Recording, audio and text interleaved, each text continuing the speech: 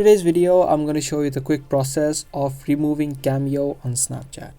If you have added in your Cameo to your Snapchat, every Cameo sticker that you send will have your face on it. Now, if you don't want that, you can easily remove it. Let me show you the quick process.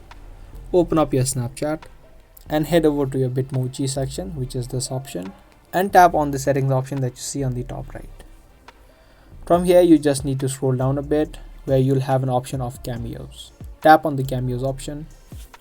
Once you tap on it, you'll land on the section of Cameos. From here, you can manage a few other settings such as change your Cameo selfie, change your body type, and other stuff.